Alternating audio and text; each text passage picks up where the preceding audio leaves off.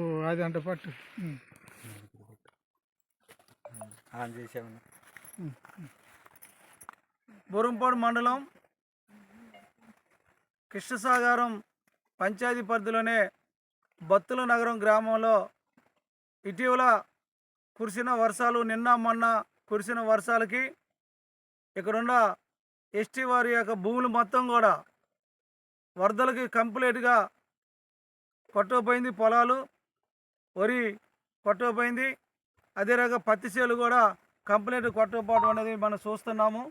వాగుమటి ఉన్న పొలాలు మొత్తం కూడా సుమారు 50 ఎకరాల భూమి కంప్లీట్గా కొట్టుకుపోవడం జరిగింది. అందుకోసం ఈ భూమికి సంబంధించిన పంట నష్టపోయిన రైతులకి నష్టపరిహారం అధికారులు వెంటనే సర్వే చేసి ఆ ఎకరంలో రైతు ఎంత పెట్టుబడి పెట్టిండో విత్తనాల దగ్గర నుంచి తన యొక్క సాగు చేసిన యొక్క పత్తి చేలో మరి కలుపు తీయటం కానీ, మందు కొట్టడం కానీ, ఇవన్నీ కూడా ఎంతైతే పెట్టుబడి పెట్టిండో అంత పెట్టుబడి అదే రకంగా రైతు నష్టపోయిన దానికి కట్టించాల్సిన బాధ్యత అధికారులపైన ప్రభుత్వం మీద ఉందని కూడా సిపిఎం పార్టీ డిమాండ్ చేస్తుంది.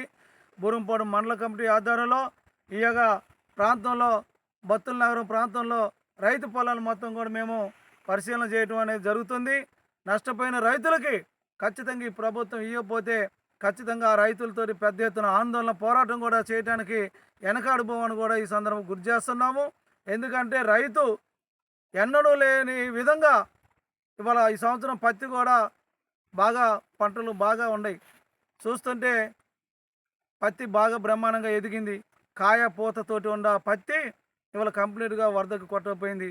అదే రకంగా పత్తి చేలతో పాటు వరి పొలాలు కూడా కంప్లీట్గా కొట్టపోవడం జరిగింది. అందుకోసం దీన్ని ఎట్టి పరిస్థితుల్లో అధికారులు వచ్చి ఈ ప్రాంతాన్ని సర్వే చేసి వాళ్ళకి నష్టపరిహారం ఇవ్వాలని కూడా చెబుతున్నాము సిపిఎం పార్టీగా. వాస్తవంగా చూడండి ఈ పత్తి ఎట్లా ఉందో.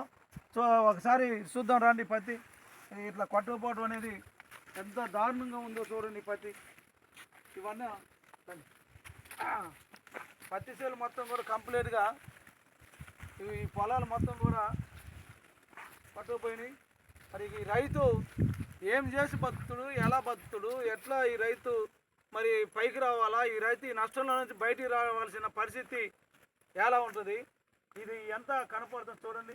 పత్తి చేలు చూడండి ఎంత దారుణంగా కాయ పూత ఎంత ఇదిగా ఉందో చూడండి. కాయ కనుక పత్తి చేలు మొత్తం ఏర్లతో సహా కూడా కంప్లీట్గా ఏర్లతో సహా కూడా ఇవాళ వర్షానికి వరదకి కొట్టుకుపోవడం అని కనపడుతుంది. మనం అందరం కాయ ఎంత ఇదిగా ఉందో పత్తి చేలు కాయ అంతా బోడ్చిపోయింది. అంటే మట్టి మేటతోటి చెట్లు మొత్తం కూడా కంప్లీట్గా బోడ్చిపోయింది. అందుకోసం ఇలాంటి రైతులకి వెంటనే ప్రభుత్వం సర్వే చేసి నష్టపరిహారం ఇవ్వాలని కూడా సిపిఎం పార్టీగా డిమాండ్ చేయడం జరుగుతుంది. అది కనుక చేయని పచ్చలో ఉంటే కంప్లీట్గా ఏళ్ళతో అసలు లాక్కుపోయింది.